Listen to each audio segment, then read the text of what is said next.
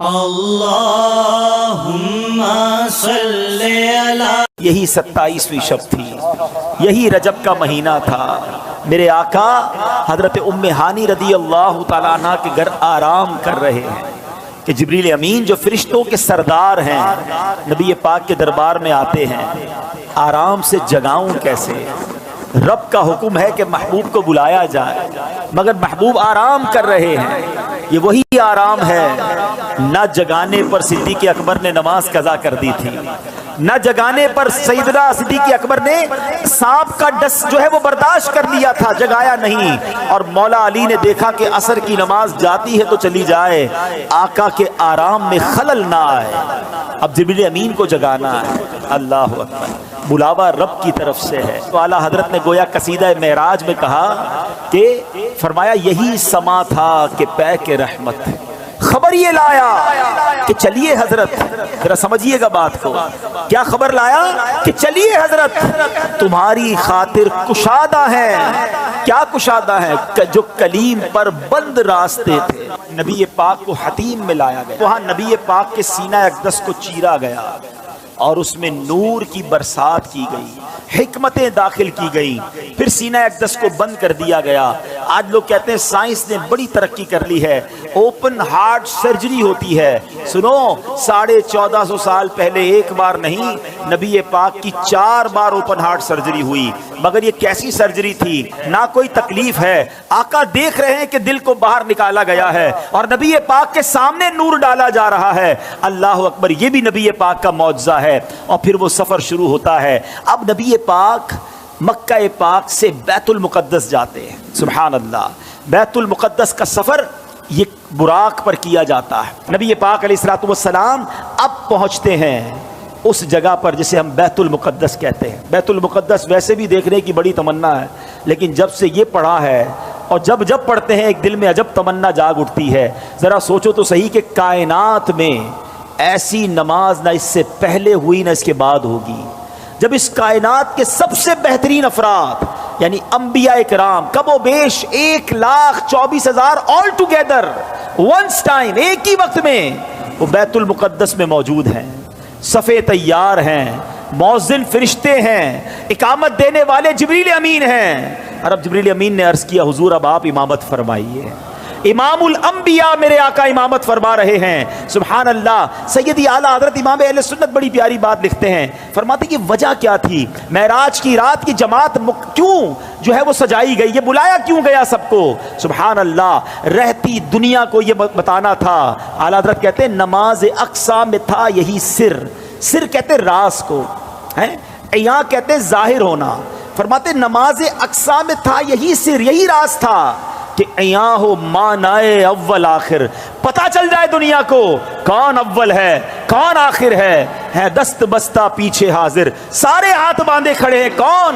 جو سلطنت آگے کر گئے تھے. اقصا میں سواری جب پہنچی، اقصا میں سواری جب پہنچی، جبریل نے بڑھ کے کہی تکبیر. اقصا میں سواری جب پہنچی، جبریل نے بڑھ کے پڑھی تکبیر. نبیوں کی امامت اب بڑھ کر سلطان جہاں فرماتے ہیں. اللہ اللہ کہو، اللہ اللہ اللہ اللہ اللہ اللہ کہو، اللہ اللہ. اب نماز سے میرے آقا فارغ ہوئے. اب آسمان کے سفر کی تیاری ہے. اب سفر آسمان میں وہی براق ہے، وہی بارات ہے، وہی دولہا ہے، وہی باراتی ہیں. آن کی آن میں پہلا آسمان آ گیا. اور اللہ کے حبیب کا یہ سفر کتنا فاسٹ ہوا. نبی پاک آگے بڑھتے گئے. اب سدرۃ المنتہا آ گیا. اب یہاں جو ساتھی ہے جو ام ہانی کے گھر سے لے کر ساتھ جا رہے جبریل امین، وہ عرض کرتے کہ حضور بس اب یہاں سے آگے میں نہیں جا سکوں گا، یہ میری لمٹ ہے، اس سے آگے گیا تو میرے پر جل جائیں گے. اللہ اکبر. اب اس کے آگے فقط رب کے حبیب جا رہے ہیں. یہ وہ مقام ہے کہ جبریل امین بھی پیچھے رہ گئے. اللہ اکبر. اب جناب نبی پاک علیہ الصلوۃ والسلام جب آگے جاتے ہیں، جبریل ٹھہر کر سدرا پر بولے جو بڑے ہم ایک قدم، जल जाएंगे सारे बालों पर, अब हम तो यहीं रह जाते हैं। जिब्रील ठहर कर सिदरा पर बोले जो बड़े हम एक कदम जल जाएंगे सारे बालों पर, अब हम तो यहीं रह जाते हैं। अल्लाह अल्लाह कहो, अल्लाह अल्लाह अल्लाह अल्लाह अल्लाह अल्लाह कहो, अल्लाह अल्लाह। नबी पाक का जो अगला सफर है ना, उसके बारे में कोई कुछ नहीं बता सकता कि वहां क्या हुआ, कितनी देर दीदार हुआ, अल्लाह ने अपने हबीब को क्या दिया, हबीब पाक ने क्या लिया। वो ऐसी राज की बातें हैं, वो ऐसी करम की बातें हैं कि जितना अल्लाह करीम ने कुरान में बताया और जितना हबीब पाक अलैहिस्सलाम ने हमें आकर बताया, उसके अलावा कोई इसके बारे में नहीं जानता। तो अब ये वो सफर है मीठे इस्लामी भाइयों कि जब नबी पाक अलैहिस्सलाम ये सफर करके वापस आए, ये अजीम सफर है, जन्नत के तबकात दिखाए, जहन्नम के मुशाहिदात किए, ऑल टुगेदर जब ये सफर करके नबी पाक वापस आते हैं, तो आज लोग कहते हैं जनाब कि बड़ी साइंस ने तरक्की कर ली है, बड़ा महीनों का सफर दिनों में, दिनों का सफर मिनटों में तय होता है। लेकिन मेरे आका के इस सफर में जिसमें हजारों साल का ये ट्रैवल है, उलमा कहते हैं अगर इसको लॉजिकली कैलकुलेट करें ना, तो ये कई हजार सालों का सफर बनता है। मगर नबी पाक जब वापस आए तो जो दरवाजा खोलते वक्त कुंडी हिल रही थी, वो अब भी हिल रही है।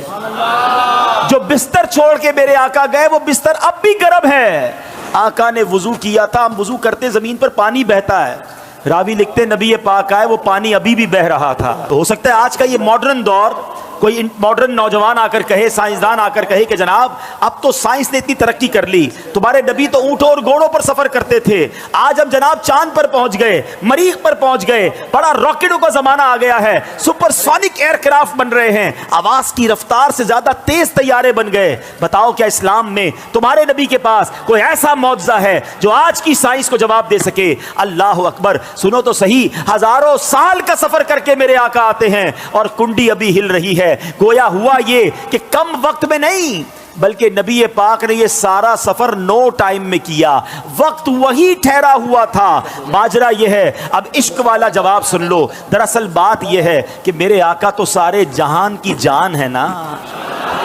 है, जब जान चली गई तो जहान रुक गया था, आका वापस आए जहान ने फिर चलना शुरू कर दिया। आला हज़रत कहते ना, वो जो न थे तो कुछ न था, वो जो ना हो तो कुछ ना हो, जान है वो जहान की, जान